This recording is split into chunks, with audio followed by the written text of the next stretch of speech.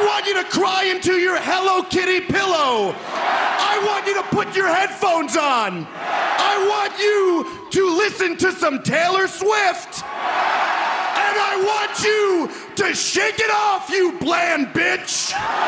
What up, y'all? It's KMB, the Sexy Ninja, in the place to be for a Paper Saber universe, and this is the New World Podcast, brother. We're talking about Collision, February 21st, 2026, San Diego, California, at the Front Wave Arena in California. Tony Excalibur on commentary, and I'm like, where the hell is Nigel? I need Nigel back. I love Nigel and Tony commentary. I like Excalibur, but sometimes he just becomes a little bit too much for me. Just sometimes. Not all the time, but just sometimes. We go into the match of the Trios Championships on the line. Hangman, Jet Speed, or something rodeo, I don't remember. But Hangman and Jet Speed, they take on The Demand. Oh, this is one hell of a way to start the show. I do enjoy some trios action. Hangman and Jet Speed do retain because Jack Perry came out, causing enough of the distraction for them to get the win. But man, this was awesome. This is the way you start the night right on a fight night. It was a delight, and I eat. But a good way to start the show. Awesomeness. We have the Rascals and FTR. Rascals are smoking. And FTR's like, and then it sets up a match for that. Young Bucks versus Swirl, Blake and Lee. And Blake and Lee, Swirl is mentored by Jay Lethal.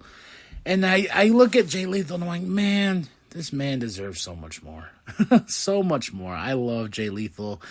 I think he should have been a star in a lot of ways just because I like Jay.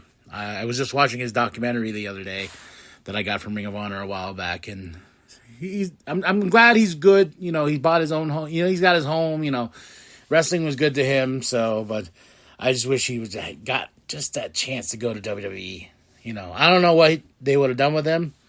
Because I can't say what they would do with him because we've seen big stars like that just fall by the wayside. So, but they cut a promo and they had this awesome tag team match, man. As much as people complain about, it's just spot fest and this and that, I do appreciate the Bucks and the way they try very hard to incorporate moves you've just never seen or you never will in like WWE. This is what I love about the indie scenes. Like they try things, and I really appreciate the Bucks. Like they do try things differently, and there's things that stick and there's things that don't stick, but they just keep trying. And yeah. This was an awesome match, and, them being from Cali, their family's on ringside, and they kind of play into something later on.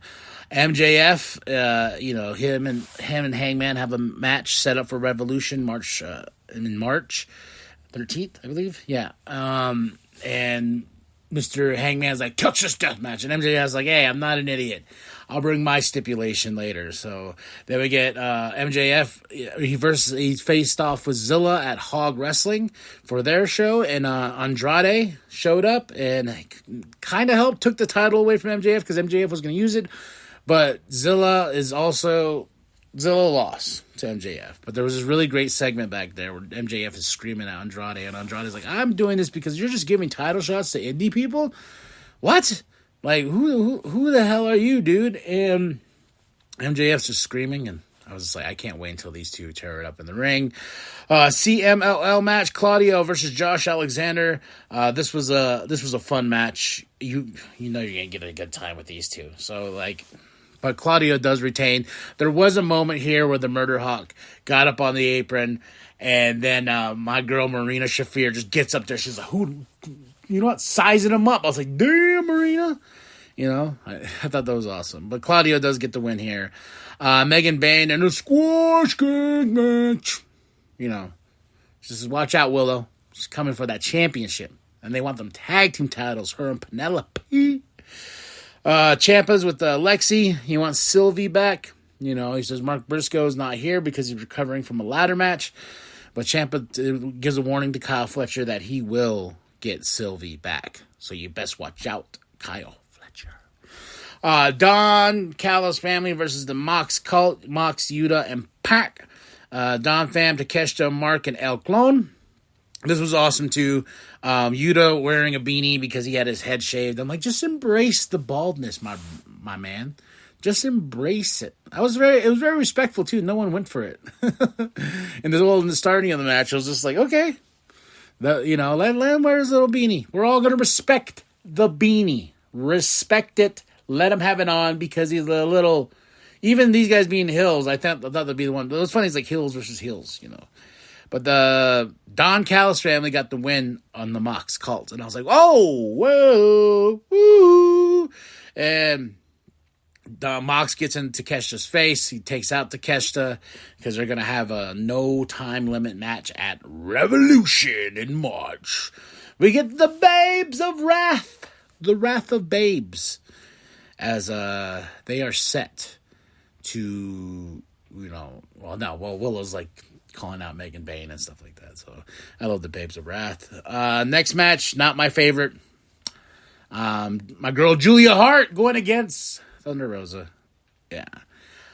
I'm not a fan of Thunder Rosa. Never have been. I've tried. I appreciated her matches with Britt Baker, back in the day, but I don't care for Thunder Rosa. And the fact that she's been gone for, how long did Tekla say? Like 18 months or 8 months or whatever. Then she's already like going for the championship. I'm like, come on.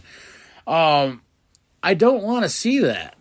I'm sorry, Tony. I know she's your friend, but I think putting the championship on Tekla was the right thing, and Chris Statlander's still chasing, even though she had her run. I feel like there should be new champions on the horizon, like a Megan Bayne, like a Julia Hart. Yeah, Sky Blue even in that group. There's a lot of other women. Willow, I think could be a good champion and stuff like that, but not Thunder Rosa. I know she ain't gonna beat Tekla for that championship. I know that. But but Tekla's like, Thunder Rosa, one of the greatest wrestlers, also one of the dumbest bitches. I was like, damn, Tekla. I really did enjoy that. Julia tried to attack Thunder, but Chris Statlander got in the way. So I did enjoy Tekla's promo because she says AEW's toxic, baby. Private Party, they're with the tag teams division. They're drinking. They're having fun. Woo. War Dogs take over the mic. They're angry. Vicious. Ferocious. Calling out Darby, then also calling out Orange Cassidy. The main event, the Rascals versus FTR. This was a fun match. I can't wait until Young Bucks beat FTR and they can just go away. I'm ready for FTR just to go away. But my favorite part about this was this match was a back and forth battle. What's funny about Collision is it's a set time show. Like you have to hit that 2:00 mark. Like I know they do because they never go over on Collision unless it's a special 3-hour show or 2.5-hour show, whatever. And it drives me crazy when Tony Schiavone, we will stick with this as long as we can. I was like, I believe that in Dynamite. Like Dynamite for sure, I believe you guys do a run overtime. But not in Collision, so you don't need to say it, Tony, at all. Don't even put it in my brain because as soon as I hear that, I'm like, stop it. This match is almost over. But the Young Bucks come out causing enough of a distraction for the Rascals to get the win over FTR in this Eliminator tag team match. So that means they have the opportunity to face FTR for those tag team championships. I hope they're not added to Young Bucks and FTR, making it a triple threat. They probably might now that they're number one contenders, but we shall see. Then here comes Gates of Agony. They attacked, and Jack Perry tried to help them. Ricochet just laid his ass out. FTR goes to the Young Bucks family. They take the little brother, drop him on his head, pa-pow, and There was supposed to be a powder spot that Stokely was throwing in the Young Bucks' dad's face, but he threw it too low to where it kind of just hit his shirt. Then the dad slowly said, "Oh yeah, ah!" But FTR is making it personal. They said, "You young Bucks, you started this because you put your hands on Stoke." I think they put their feet into Stoke's face. FTR, get it right. Chaos. That's the way we end the show. And it was fun. It was a fun collision and a lot of fun matches. 3 out of 5, February 21st, 2026 in San Diego, California at the Front Wave Arena with Tony Excalibur on commentary. Match of the night. Oh my gosh. There's so much good stuff on this show. I gotta say the Young Bucks versus Swirl. I really enjoyed that tag team match. Made me happy. No, shit. The Man versus Hangman and Jet Speed. That was awesome. That's the match of the night. Second match would be the tag team match.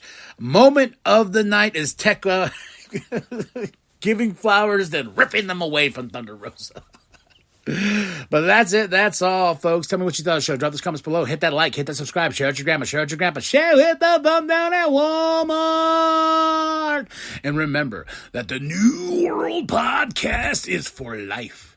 AEW and one of the dumbest bitches alive. Watch out.